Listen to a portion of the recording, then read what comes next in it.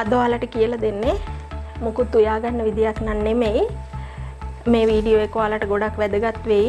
මේ වගේ දේවල් අපිට මේ කරපිංච ගොඩක් ගෙනාව වෙලාවට ඊට පස්සේ අමු මිරිස් මේ තියෙන මුරුංගා කොළ ඒවා කල් තියාගන්න ගියාම ලොකු ප්‍රශ්නයක් ඇති වෙනවා.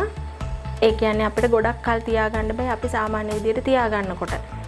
ඉතින් මම අද කියලා දෙන ක්‍රමයෙන් සති 3ක් මාසයක් වුණත් කිසිම වෙනස්කමක් නැතුව ඒ විදියටම කල් තියාගන්න පුළුවන්. අපි බලමු මේ මැජික් එක කොහොමද කරන්න කියලා. දැන් මේ විදියට අපි ගන්න කරපිංච ඉස්සෙල්ලා මම ගන්නම්. ඒව මේ විදියට කඩා ගන්නවා.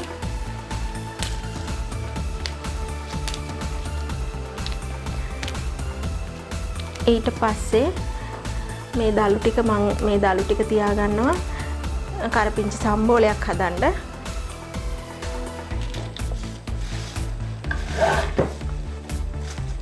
මේ විදිහට මම මේ ඔක්කොම ටික කඩා ගන්නවා.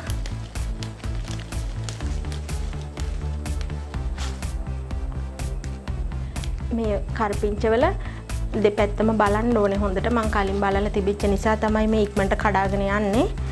මේ පැත්තේ සත්තු ඉන්න පුළුවන් මකුලෝ එහෙම. ඒ නිසා හොඳට බලලා තමයි කඩා ගන්න ඕනේ.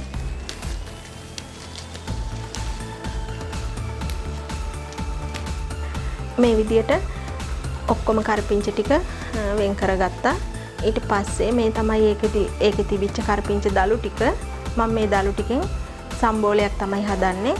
සම්බෝලයක් හදාගන්නේ කොහොමද කරපිංච දලු වලින් කියලා පල්ලෙහා දාලා තියෙනවා.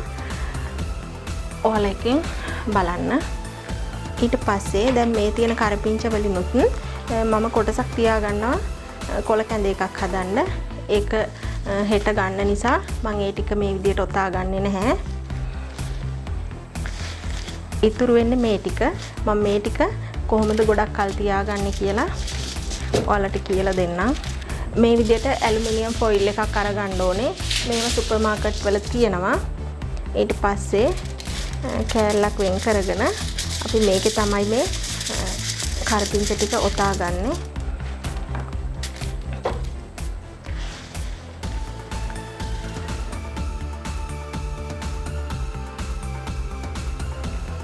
අපි දැන් මේ විදිහට මම පොඩ්ඩක් නවනවා. මේක මෙතනදී මේ දෙකට කැඩෙන්නේ මුකුත් වෙන්නේ නැහැ. පොඩ්ඩක් නවාගෙන මෙහෙම ඔතා ගන්නවා.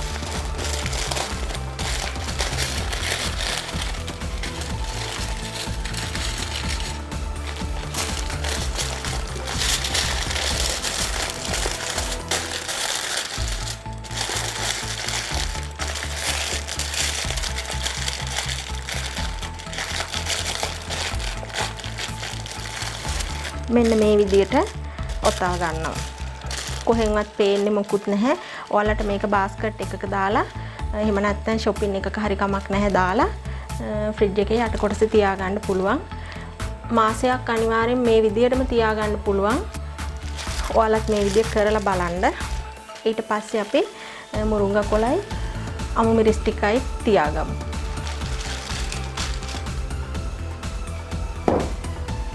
මේ මුරුංගා කොළ සෝදලා තමයි අරන් තියෙන්නේ. සෝදලා තව දෙයක් මතක තියාගන්න ඕන. හොදලා තෙත පිටින් මේ විදියට අසුරන්න එපා. හොඳට තෙත ටික ගියාට පස්සේ තමයි අසුර ගන්න ඕනේ. දැන් අපි මේ ටිකත් ඔතාගමු.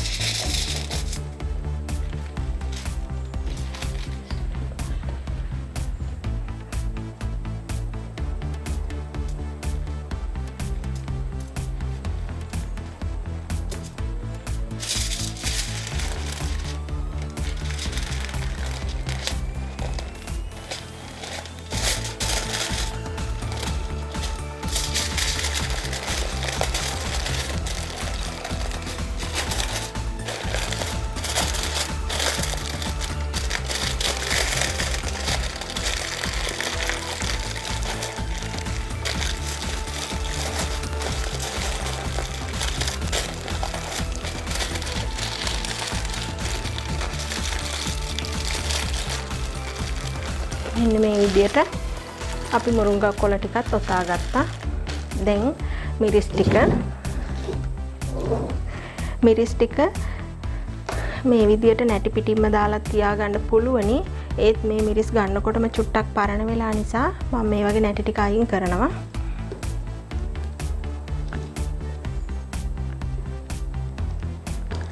මේ විදියට අලුත්ම මිරිස් නම් මේ නැට්ට මේ විදියට අලුත්වටම තියෙනවා නම් අපිට නැටිත් එක්කම තියාගන්න පුළුවන්.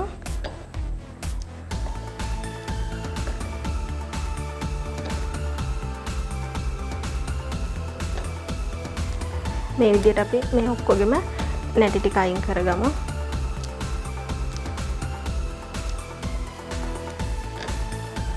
එතනදී පොඩ්ඩක් පළුදු වෙච්ච මිරිස් කරල් වගේ හම්බ වුණොත් අපිට ඒ ටික එදිනෙදා උයන්න තියාගන්න පුළුවනි.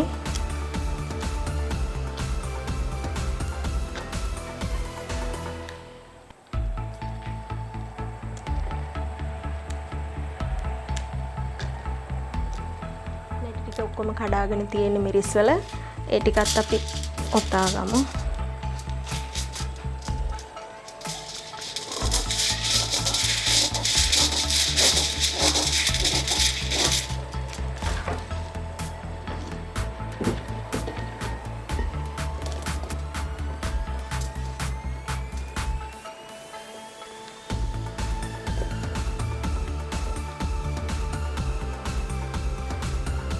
මේ විදියට ඔක්කොම මිරිස් ටික එකකට දාන්න බැරි නිසා මම කොටස් දෙකකට ඔතා ගන්නවා.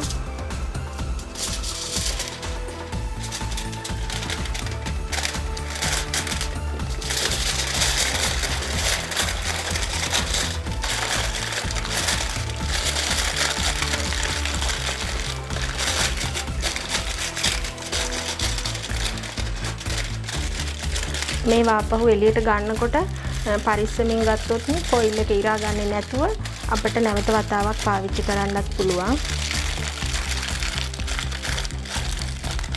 ඔන්න ඔය විදියට ඉතිරි මිරිස් ටිකත් මම ඔතා ගන්නවා. මේ විදියට මිරිස් කරපිංච විතරක් නෙමෙයි ඕනම දෙයක් පුළුවනි. අසමෝදගම් කොළ, ඒ වගේම කොත්තමල්ලි කොළ එහෙමත් ඉක්මනින් නරක් වෙනවනේ.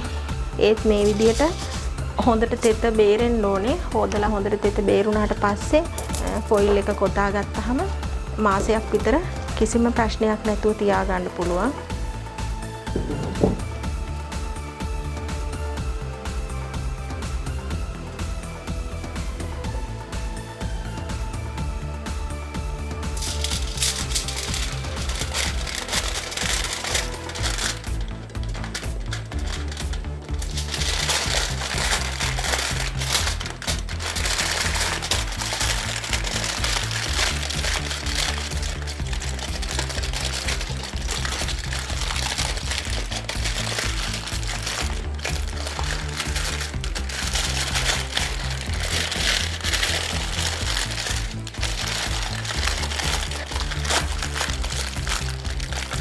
ඔන්න ඔය විදියට දැන් ඔයාලට පුළුවන් මේවා බාස්කට් වල හරි එහෙම නැත්නම් shopping එකක හරි හොඳින් අසුරගෙන ශීතකරණයේ යට කොටසේ තියාගෙන මාසයක් විතර උනත් ප්‍රයෝජනෙට ගන්න. ඉතින් එහෙනම් මේ වගේම තවත් අලුත් වීඩියෝ එකකින් ආයෙ අපි හමු වෙමු. ඒ වගේම ඔයාලට වැදගත් දෙයක් ඉගෙන ගන්න හම්බ වුණා කියලා හිතෙනවා නම් subscribe කරලා එකතු වෙන්න. ඒ වගේම ඔයාලගේ අදහසත් අපිට පහලින් කමෙන්ට් කරලා යන්න.